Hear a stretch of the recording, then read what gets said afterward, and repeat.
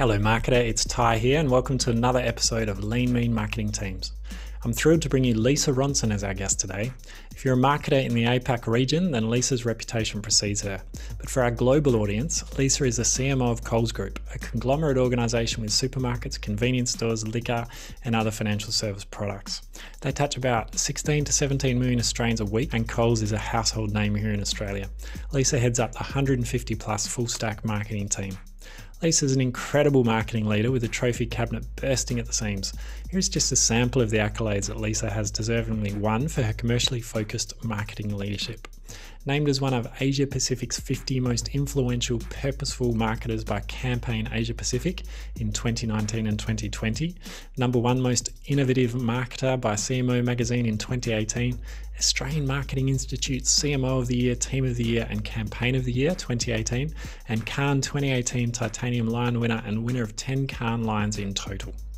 Lisa has changed industries several times and worked in FMCG, financial services, retail, telco, banking, as well as sport and entertainment marketing.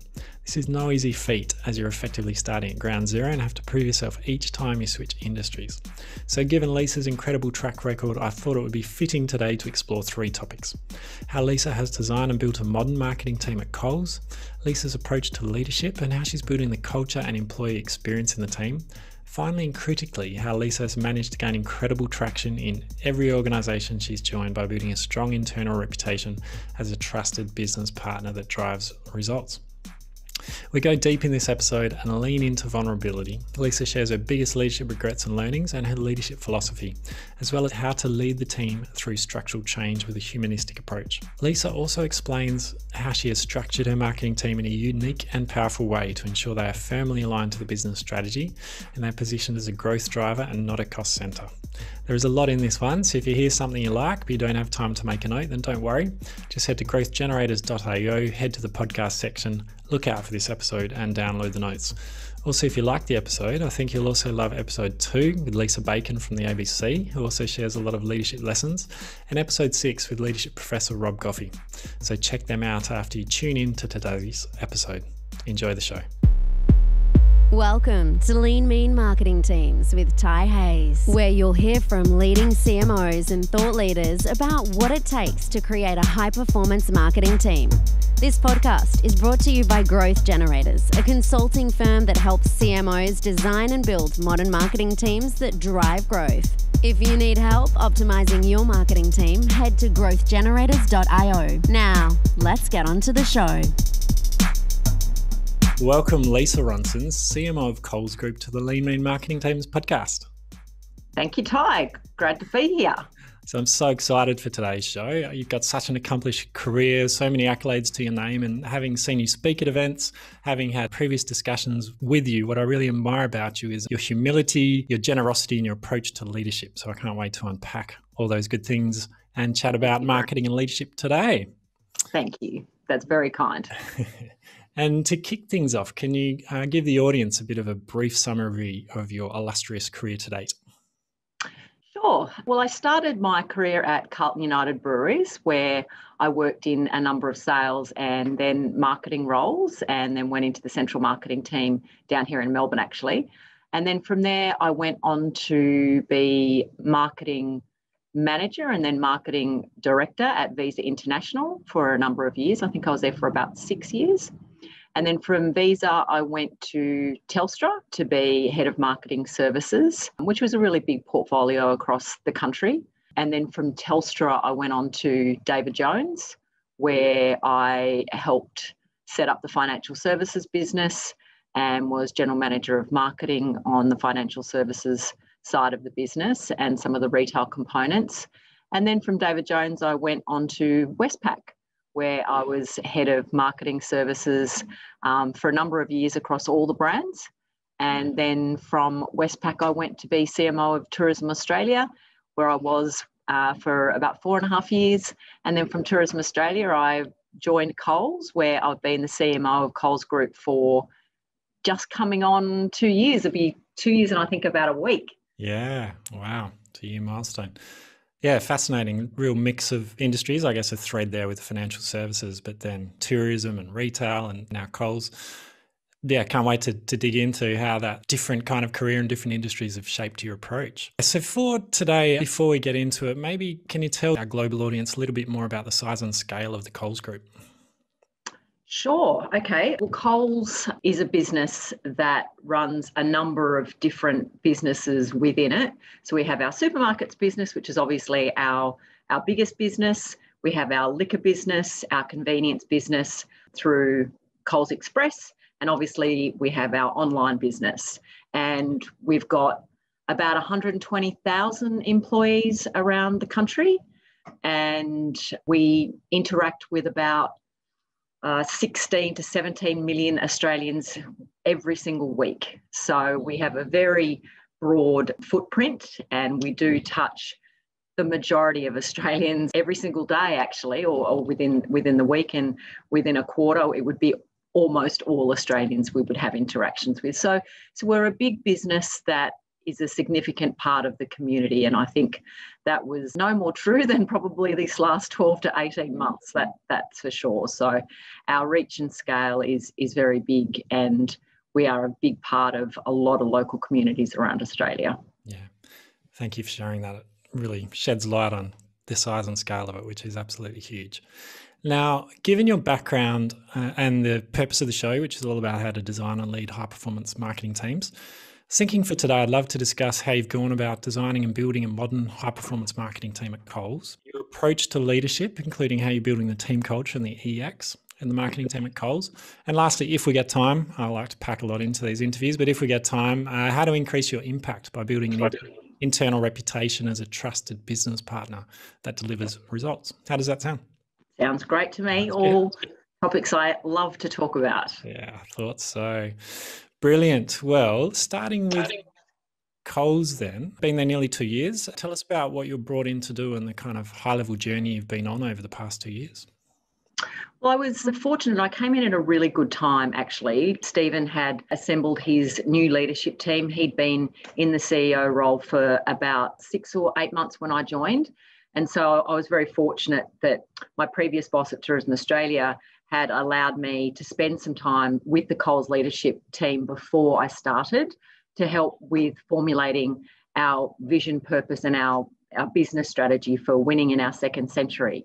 So I was a very active and vocal voice in that, and really worked on our vision, which is to be the most trusted retailer in Australia, and our purpose. We hadn't had a purpose before, and I was very vocal about the need for having a purpose in the business, and that's to sustainably feed all Australians so that they can live healthier and happier lives. And to the point before, that purpose has been very tested in the last 12 months, and it's held up, which means it's obviously very right. And then what are our strategic differentiators? There's a lot more to the strategy, but fundamentally getting involved in the bones of the business so that when I started, I really hit the ground running. And it was also a good time to join because we've become a lot more customer obsessed and customer focused as an organisation. So we are customer insight and customer led first, and then solution to meet that need. Whereas I think in the past, like a lot of supermarkets, it was probably more commercially led rather than customer led. And, you know, as marketers, we know that if you're customer led, the commercials will always be better and follow.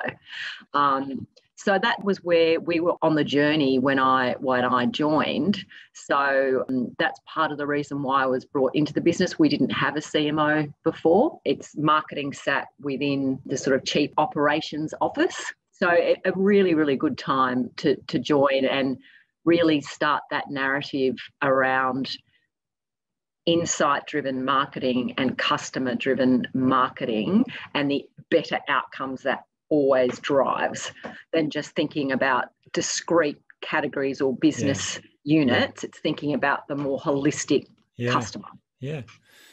What an incredible opportunity, you know, as CMOs and marketers, we often talk about the importance of the marketing strategy being aligned to the org strategy and the importance of CMOs having a seat at the table and helping direct that strategy, and to be brought in before you even join to help shape that org strategy, and then to build in that customer centricity and the purpose, which are all fundamental pillars of a brand strategy. And obviously a 21st century marketing strategy is, such a great opportunity, and shows, I guess, the regard you're held in to be brought in before you even join to help shape that. So fascinating. Can't wait to see how that's had an impact on the marketing team as well and the work that you've been doing.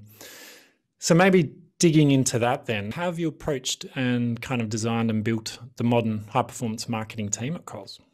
Well, it started with the mindset. So very much changing the mindset of the team from being a cost centre to a growth engine.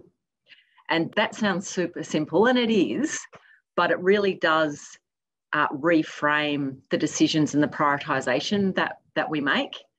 Now, one of the big parts that sits underneath that is capability and commercial acumen.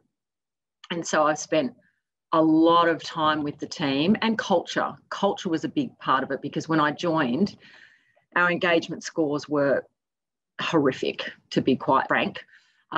And I think that's because the marketing team had just been seen as an execution, like they were given things to go and then make TV ads about, putting it really harsh and bluntly, I suppose. And so changing that culture to be having a seat at the table, having the customer voice, being able to mould what goes in front of a customer and what all of the channels that we can interact, really focusing on customer experience has been really key. So it was very much about marketing, driving the agenda and driving growth for the company and creating demand for all of Coles, regardless of where consumers and how consumers were interacting with us. We're there to create that demand and to drive the business forward. That was first and foremost, to get that strongly into the minds of the whole marketing team. And some people weren't on that journey, and you have to sometimes move people on, or they self-select out of the business. That's just what happens when you're creating such change within the team. But those that have stayed, I'm happy to report that the engagement score is so much better now, and they're in a much better space in terms of what they're doing on a day-to-day basis. And they now know how what we're doing on a day-to-day basis links with the business strategy and the sales outcome. Yeah. Absolutely crucial. And I love Stacey Danheiser, I think she was episode 18. She explained that similar phenomenon where so many marketing teams are just kind of order takers, and she likened it to kids versus tanks, where, the exec comes in and says, do this, and they just go and do it, because they don't have the authority, or they're not empowered to ask the questions, should we be doing this? What's the outcome we're seeking from this? How does it align to the business strategy? So just curious, is the decision to bring in a CMO and this drive to be more customer centric, was that just competitive pressure that led to that, and I guess the maturity of the business that went, hey, we've got increasing competition, and to survive into the next century we need a sharper focus on marketing? Or what do you think was the driver for it? It was a little bit of all of the above. With Stephen coming in new as the CEO, he's very customer centric. He's got marketing in the blood. He knows how important it is to have that focus on the customer and have a CMO and a team that really drives that customer agenda. So it was very much about that. I mean, is it a competitive environment? Absolutely. Yeah. There's probably not many more competitive environments in the Australian landscape. So it was a combination of both. And we were to really hit our straps in our second century, which is, as I mentioned before, what our strategy is all about, winning in our second century. That customer centricity is absolutely at the heart of that strategy, and having a CMO reflects that. Yeah, brilliant. So taking it a level down then, what does the team look like in terms of direct reports into you? How does that play out in terms of the structure? Yeah, so the whole team across the group is between 150 and 170, depending on projects and initiatives and that sort of thing. So I've got 6 direct reports and 2 GM business partners. So I've got a GM of media, a GM of in-store experience and loyalty, a group head of research and insights, a head of strategy and transformation, which has been obviously really, really critical in terms of that, a GM of customer experience and technology, And I've got a vacant position at the moment in terms of the GM of brand, digital and design, and then both a finance and people and culture business partner. So a really strong bench, if you like, and it's quite a different bench to when I first joined with different capabilities. Yeah. How different is it? What are those new capabilities that you've really been focusing on building in the team? Customer experience Yeah. has been really central to it. Whilst the operations piece and keeping the machine churning is still really important, it's only a part of what we do now, whereas in the past it was the central part of what we do in terms of feeding that beast. We're now a lot more forward looking, we're a lot more insight driven, and bringing those insights really in the heart of the marketing team rather than that team feeling like they were kind of sitting separate has been really critical, and particularly during COVID when consumer sentiment was changing by the day. It was more diverse across the states than what it's ever been. Behaviour was changing. To have the central insights team, they were literally churning out insights on the basis of our own research, what global trends were telling us, some of our big partners, the likes of some of our consulting partners, the likes of Facebook, Google, our media and broadcast partners, and they were reporting all of the significant things that helped us as a leadership team to be really truncating our decision making from considering decisions over the course of days or weeks or months to hours. So, making that change in terms of the insights piece was really central. I've also put in a GM of media, which is really important given the size and scale and how much we spend in that area. So I've made some quite substantial changes to the marketing leadership team and therefore the marketing team, and more recently a big focus on omni-channel customer experience and then how our in-store experience relates to our online experience and trying to get as much consistency there as possible. Yeah, wow, so much to unpack there. With the media team or the GM, is that both doing planning and buying, or what's within that role, and is that across all different channels, or what are they mainly focused on? It's across all channels. It's really focusing on our strategy and then our negotiations, working with OMD, who's our media agency, across all businesses and across all channels to make sure that we're in the right channel with the right message at the right time. And even just doing some simple things like advertising breakfast at breakfast, lunch at lunch, dinner at dinner, and really thinking about what's relevant for customers and what we're saying. And it also includes Coles Radio, which we know is the biggest radio station. Yeah. Fascinating. And you mentioned that importance of getting the retail experience and the digital experience right. And obviously through COVID, the digital experience must have ramped up significantly. How are you going about that and getting that consistency across touch points and feeding these customer insights to look at that lifecycle marketing approach? I think a big way, because you're right, digital adoption just went through the roof during COVID. And I think probably a good example of how we changed was we stopped walking our paper catalogue. And we'd been doing that for 30, 40 years, printing 7 million catalogues and sticking them in letterboxes all around Australia every week. And we found that as consumers were going more digital, they wanted a more integrated experience. So if I'm looking at the weekly specials or a recipe or some other inspirational reading about our supply chain or our great pharma partners and things like that, I want to be able to go and buy that or get to that product like more immediately than picking up a paper catalogue and then going into store. So we just tried to make the experience a lot more connected for the customer. We took that opportunity to stop printing on so much, albeit recycled paper from very good paper sources, and really focus on the digital catalogue and how we can get a lot more interactive in that environment rather than just a fixed paper environment. So I think that was a good example of how we pivoted on the basis of dramatically changing consumer behaviour. Yeah, makes sense. And what's really working well in this model compared to the old one? Well, I think a lot of things, because when we look at our reputation metrics and our net promoter score and our customer satisfaction, there's a lot of metrics that we look at on a daily, weekly, monthly and quarterly basis, as you would imagine, and they're all going in the right direction, which is great. We're significantly further ahead in engaging with our customers in a positive way than what we were, 12 months or 2 years ago. And I think that's testament to a lot of the work that we've been doing and our focus on truly trying to solve customers' problems and providing solutions to them, not just products. Yeah, fantastic. And is there any other last insights before we maybe move on to the next section around what's unique about this customer experience team that you've set up? You've worked obviously in a lot of industries now. You've led a lot of teams. Yeah, what have you done differently with this customer insights team that's really working?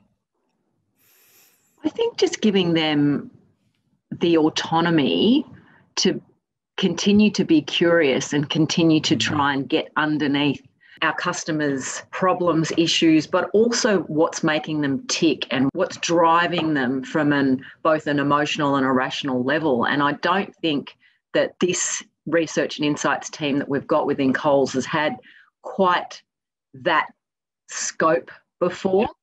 And because we do touch such a big part of the country, some of the small things that we can do can make an enormous difference to customers. And so they're probably working at a different level of responsibility, if that makes sense, than other brands I've worked on, given the impact that ourselves and all of our members make on a sort of daily basis. So I think it's those two things in terms of scope and responsibility. Yeah, makes sense. And even hearing you talk before about those clear measures, the NPS and the other scores you had, I imagine that's played a critical role. You talked about the commercial first and the growth drivers. So just having those measures, the dashboard, and the whole team keeping a firm eye on what those measures are and how they're shifting the needle and how each team is driving certain outcomes. Has that played a strong role in changing the team? That's definitely right. And I think it's the team really focused on the short and the long term, not just the immediate short term, which is probably where the team were, before I joined. It was very short term focused. And we all know that balance of both, whilst it's sometimes hard to balance both, it's critical to balance both. Absolutely. I think the last episode with Brent Smart talked a lot about kind of the long and the short of it and taking a longer term approach. Yeah. Rolling out a new structure like this isn't easy. What were the most challenging parts and what safeguards did you put in to lead to the successful adoption of it? It wasn't easy. It never is easy to make these changes. And for me, the things I've learned over the years are to be very transparent with the team. And by that, I mean, when you're going to do a restructure, tell the team, I am going to do a restructure. I haven't landed on it yet. When I know, you'll know. And the fact that I'm not saying anything is not that it's a secret and I'm only telling a few people. I don't know yet. And I think the team really appreciated that level of honesty. And then when I did know we were going to land, quickly having the discussions with the people that were affected by the changes, and then the people around those people affected by the changes, to make sure that they had the right support in transitioning either into a different role or out of the business, and then continuing to update the team so that, and also reinforcing, if you don't hear it from me, then it may not be true. Love that. Because a lot of people might see me in a room with some people and we could be talking about, the cost of apples next week, and everyone thinks that it's, the restructure's done or whatever it might be. So, act swiftly, be respectful, be human. And also, if there is going to be a situation where someone's going to be toxic, to make sure that you speak to the people around that person so they know the why, not just what's happened, but why it's happened. And also reminding them of the strategy. We're going to being a growth engine. We're going to being customer focused. Not everyone's on the bus for that. And for me, it's just that humanity and honesty when you're making changes like that is critical, and then keep reinforcing the strategy and the reason why the changes are being made. Yeah. Yes. All sound advice that you can never over communicate, can you? In that situation, you can't. Look, you can never over communicate full stop, because we often think, whilst we're sick of saying some things, people still aren't hearing it. It's just human nature. And, people will jump to conclusions when they're when they're nervous and they're anxious. That's Again, right. that's just That's human right. behaviour. Yeah. And where there's a information vacuum, they will fill it. So That's right. Take control of that. Excellent. Well, thank you for that. Great discussion on the team restructure and how you're moving forward in what sounds like a really powerful direction. Before we move on to the leadership and culture piece, I've kept up with your LinkedIn feed and there's been so many new initiatives that you've launched in your 2 years. It seems like you've been there a lot longer. During those 2 years, you've also had to deal with bushfires, droughts, COVID-19. You've launched an AFL sponsorship Christmas campaign, new stores, partnerships with Heart Foundation and much more. There must be so many initiatives you're proud of, but which do you think will have the greatest impact for Coles and its customers over time? I think it's interesting because the two things that you just talked about in terms of the initiatives and then the external environment, they actually came together with the launch of our new positioning in Value the Australian Way. Because what we did find was our customers actually repositioned us during the back end of the bushfires and then COVID, because we're an essential service, because of the role we played in the community and the amazing role that our team played in the community. Some of the stories are just, they're so heartwarming in terms of what they did for their local communities and helping those that were in need is just phenomenal. In saying that, we found that our customers really repositioned Coles as essential and as an essential part of Australia and being in line with Australian values and the way we live, the way we want to live. And that's where Value the Australian Way was born. It literally just came as a bit of a byproduct of that. And so when we all first saw it, we said, wow, that's really powerful. Now, it's a journey. So like any big business, when you change, it takes a long time for everyone to get an understanding of what it means and to build up what it symbolically means to our team and our customers. So we're definitely on that journey. And I think all of the other things that we've done around our partnerships with, say, the AFLW and the AFL, Heart Foundation, Stephanie Alexander Kitchen Garden Foundation, they all build up to being part of the fabric of Australia. And even, as some of our long-term ambassadors like Curtis, he's very much part of being the Australian way and understanding how we want to live here and treating each other equally and with respect is really at the core of all of it as well. So I'm probably proud of that, but also what's in the future for Value the Australian Way. Yeah. Love that and love the way that it was born by customers, which puts the customer centricity at heart and obviously is a really strong, solid foundation to go forward with. Wow, there's been a lot covered in this interview so far. As a marketing leader, we know you like to spend more time taking action and less time taking notes. So we've got you covered. We packaged up all the tips, strategies, and resources from each episode into some beautifully crafted notes just for you. Not ugly AI-generated transcripts, but real notes taken by a real person on our team. To grab the notes, head on over to growthgenerators.io, look out for this podcast episode and download the notes. But be quick, they're only live for a few weeks after the episode airs. Now, back to the show. So I'm going to switch gears a bit now and dive a little bit deeper into the leadership and culture piece. I usually ask this as a fast 5 question, but I'll give you a practice run now. How would you describe the culture of your team? Very collaborative. Yeah. It's curious. I encourage them to be. It's very, very customer centric. And there's an empathy there for each other and our customers. And it's also, we get stuff done. Like we do, we work hard to turn around a lot of stuff, sometimes quickly and sometimes with a bit more lead time. I would say we're a high-performing marketing team. Definitely. Sounds like a lot of the attributes of one. And what have you done then to help nurture this culture and to create high levels of employee engagement and really enrich that employee experience? It's through a few things. First being capability and development. That wasn't really high on the agenda for marketing at Coles for a number of years. And so one of the first things I did was I put the team through Mark Ritson's mini MBA. We had great success with that. The team got really involved. We had great outcomes at the end. We ended up with 3 distinctions in the cohort, and there's normally maybe 1. So what that did was it gave the team some common language, some common problems to collaborate on and solve that weren't based on what had to be out the door sort of this afternoon. It gave them that long term and the short term.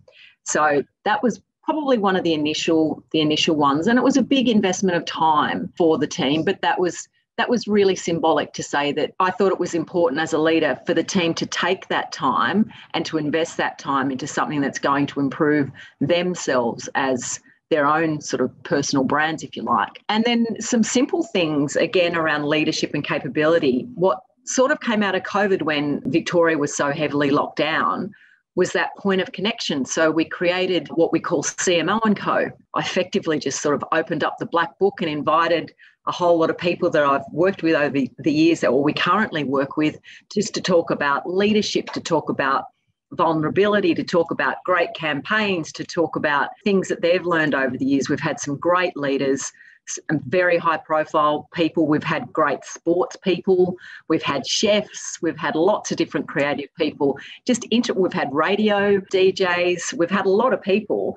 We did them weekly and the team just loved it. It was an hour for everyone to down tools. They could ask questions, and it was just a little bit of an on the couch kind of a thing. And it's been so great. Everyone loves it. We don't do it weekly anymore. We've moved back to fortnightly. We're still getting some great guests, and everyone's really engaged. So it doesn't have to be a big production. It can be something small that people get a lot out of, but it's only sort of small bites of chunks of time. And one of the other bigger things I think we did was we introduced what we call the Golden Beats Awards, which is our annual marketing awards. And we did them in a COVID-safe sort of studio. And that was brilliant. We gave out prizes and it was really good. And the other thing was just a weekly newsletter, CMO and Co newsletter, where we profile different people from within the team. Mm-hmm. We call out great work. We call out people that are living the values. Yeah. So that's sort of just a few, I guess. Yeah.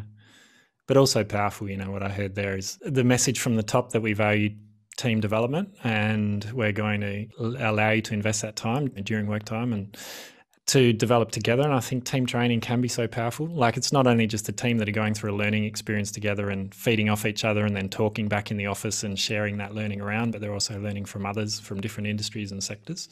So there's value from that. The CMO and Co, again, I'm a fan of the brown, the lunch bag sessions. And I've always done that, because when you get to someone like your level, your black book is amazing, and people generally like to share. They're generous in their time. You're giving up an hour for this to share your learning. And again, just that can be so inspiring for a team, especially at junior levels, to learn from someone. But what I love is how you didn't just think about marketers, you thought about chefs and athletes, and this diversity of learning, which can be so much more enriching. If you're only just listening to marketing podcasts or going to marketing events, you can miss out on some of the synapses and connections that can be drawn from other areas. So I love that. And then just the communications, so staying in touch, especially through COVID and in a remote workforce. How do we keep the team together and come together through all different channels and formats to share the message, share learning. So appreciate and love that. And it is a significant investment. I've heard in time, the mini MBA, but I've also heard so many great things from other colleagues about that, and just the strategic thinking and bigger picture that people can get from that. So well done. Sounds amazing. Yeah, it's a great program, actually. I know that Martina, when she was at Westpac, she put her team through it and spoke really highly of it. So I hadn't put the team through it before, and they've had a great experience. As you say, their connection to each other, the common language, solving problems together, and then hearing from leaders in other industries is just so important, so that we don't get so insular. And particularly in an industry like this, where there's a few players, they're big players, it can feel very natural just to focus on that rather than the broader industry. So I really do try and encourage the team to stick their head up and look at what's going on overseas, just seek out inspiration from a lot of different places. Yeah. And the other big piece I forgot to mention was just recognising the team as well. It's not just bringing the other experts, it's the team nominating each other and putting in for awards. And you've won a lot of awards, we've all won different industry awards, but I think it's so nice to bring that experience back to the team and have them nominate others and celebrate together the success that they've created. Celebrate each other and celebrate together is so important. And particularly in a year like last year, I mean, we all keep saying it, but it was a strange year. Yeah, it was, no doubt. And coming back to your own kind of personal leadership style. Throughout your career, have you kind of developed a leadership philosophy or a set of leadership values that guide how you lead? Yeah, I have. Probably not as formally as maybe some, but I think for me it's all about clarity. So really making sure the team know where they fit in terms of what they're contributing to the overall organisation, and then what their role contributes to the marketing team to contribute to the overall organisation. The second one is care, and that's caring about your teams, not just in knowing the name of their kids or their animals or their husbands, wives, whatever it might be. That's important too. It's caring when, they may not be going so well, and you've got to give them feedback. Is always difficult to give as a leader. We all know that, but you have to. If you care about the team, you've got to give them the good feedback as well as the constructive feedback. And there's always a good way to do that. But, that care is really, really important. And then I think it's about the commercials. So again, they understand the impact of what we're doing, how that contributes to the overall business. Because if you're going to have a growth mindset in marketing, that way you construct business cases and sell work. It's not just about the creativity of the work, it's the outcome of the creativity of the work is really, really important.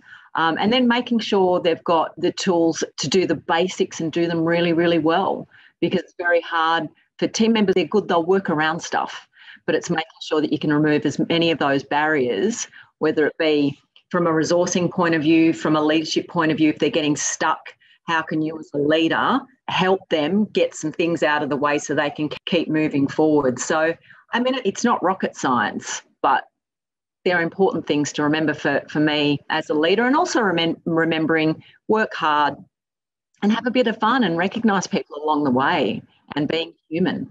Yeah, I like it. I think clarity obviously is so important, and the care bit, like you say, especially early in your career, you sometimes shy away from those hard discussions with staff, but I think the mindset that I'm caring for you by giving you this feedback because I want you to continue to grow and improve definitely helps make those conversations a little bit easier.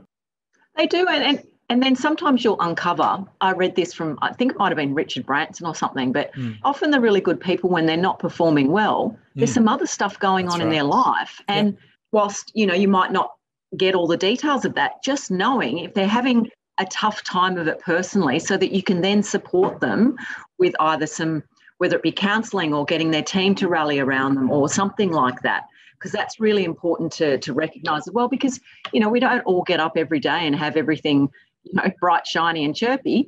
Some days are tough. Remembering that people have lives outside of work and they bring their whole self to work. And yeah, I learned a trick that stuck with me from one of my bosses was just the emotional check-in before meetings, where I'd go around the room and out of 10, how's everyone feeling? And once you've got that trust, people saying, I'm a 7 or I'm a 6 or I'm a 4 because I got stuff going at home, and I'm an 8, and then you can dive a little bit deeper and at least you know the mood in the room. And it can be, again, a really simple but powerful tool. So then another, I guess, part of leadership is vulnerability and learning from your mistakes. So if you're up for it, what's been your biggest leadership mistake or regret in your career, and what did you learn from it? I think it probably goes to what we were just saying, and, early in my career, maybe kicking some of those difficult conversations down the road or just not having them. And I was reflecting on this because myself and 2 of my colleagues did an International Women's Day panel for the team. And, we all talked about back in the day when I worked in the brewery and one of my colleagues had worked in mining, and it being very, very male dominated, you'd sometimes let things just go. When inappropriate things were said, you'd kind of think, deal with it later. I probably felt like I couldn't call it out in a group. What I started to do was sometimes pull someone to one side and say, you know what, that's not okay. And the instance that I used was, and this was the thing, this person genuinely thought he was giving me good advice, genuinely, and said, if you wore skirts more, I think you'd probably get ahead a lot quicker. And I was like, okay. And it was said with other people around.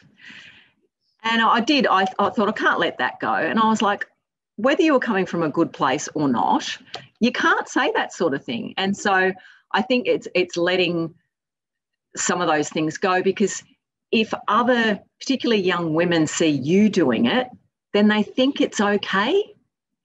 And so I've learned to not just think of me and think, oh, I've got a thick skin now, because, having worked at a brewery, being 23 years old, you get a very thick skin. You have to confront it because you're a role model for others. And I particularly do it if I see any team members poorly treating either each other or particularly the agencies.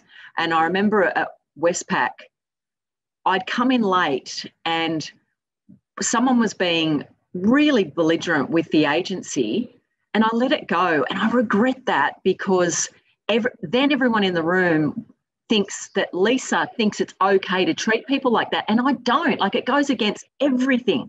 So ever since then, I've always called it out and said, don't you dare speak to people like that, because it's so true that we'll be defined by the worst behaviour that we walk away from, walk past, or accept.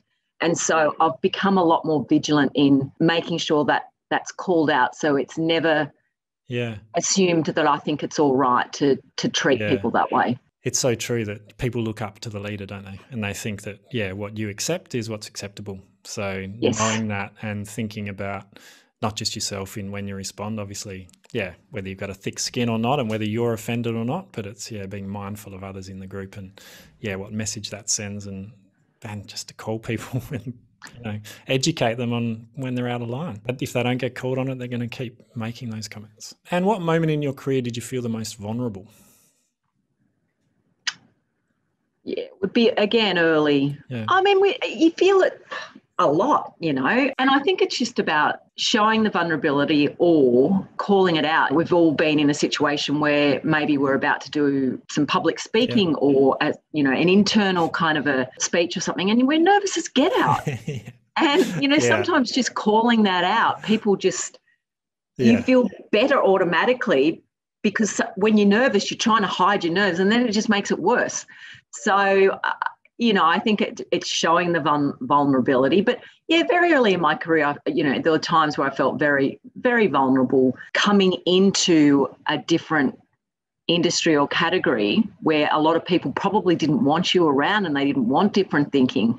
Like moving from the brewery to financial services, there were a whole lot of people that were like, well, what the hell do you know? And then all of a sudden you start thinking, oh, maybe I don't know anything. Maybe I can't contribute anything. Maybe this is the worst mistake ever. Yeah, imposter syndrome kicks in. Exactly. And you think, oh, hang on, I've been brought in for a reason. I've got to be focused on the customer. Yeah, exactly. Yeah. So they're the times where you can feel very vulnerable, because I have moved industries. Yeah. I've had that in all of the industries I've moved in, some more than others, but there's that period of got to prove yourself, and people don't believe that you should be there, because, they might have just stayed in that industry their whole life, and they don't like this outsider coming in to question and challenge and all those sorts of things. So, it's probably early in roles. Brilliant. Well, that's a nice segue to the last section before we get to the Fast Five. So, to have that impact as a marketing leader, it's critical to build a strong internal reputation as a trusted business partner that delivers results. So you've obviously done this, you've jumped industry, you've gone in at ground zero, you've had an impact time and time again. You've won awards along the way, you've transformed organisations, so a lot to share here. What is your approach? How do you build that trust and that reputation internally so that you can have a bigger impact? I think it's all about empathy.